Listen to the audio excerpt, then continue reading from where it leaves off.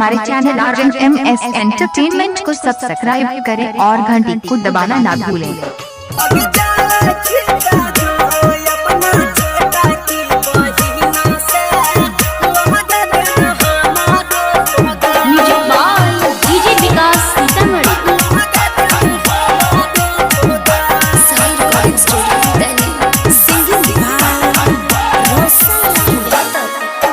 प्यार वाला झूठे वादा कैलही गे छौरी उजरा देले हमर सनसा।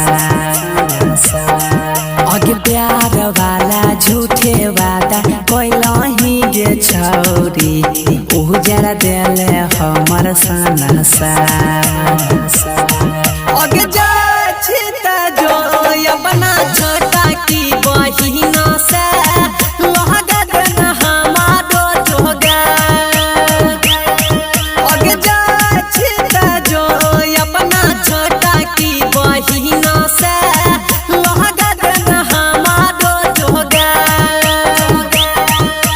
प्यार वाला झूठे वादा कैलही गे छौरी उजरा देले हमर सनसा। अगे जा छिता जो अपना छोटा की बहिना से लहगा देना हमारो जोगा। अगे जा छिता जो अपना छोटा की बहिना से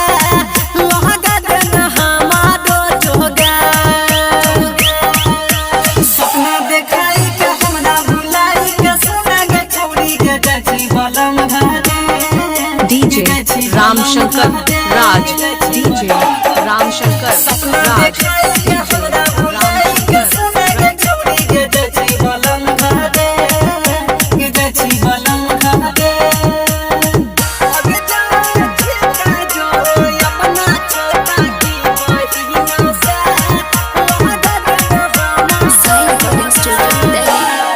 अगे तोरा जाय के बाद सुने हम गे छौरी याद तोहर अत बादम बाद।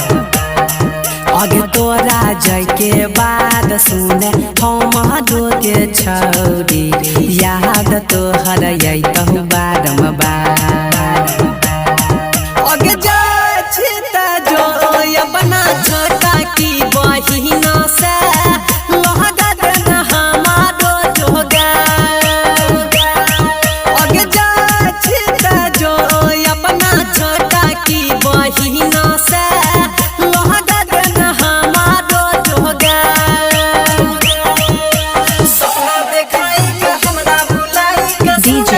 रामशंकर राज, डीजे रामशंकर राज, डीजे रामशंकर।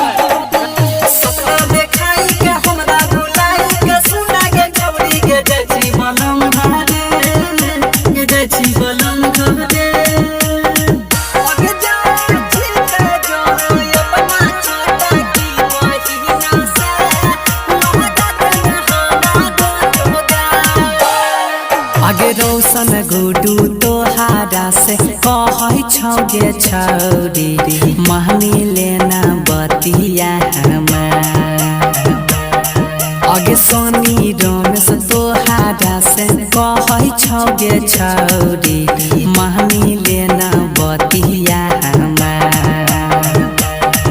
अगे जा छिता जो अपना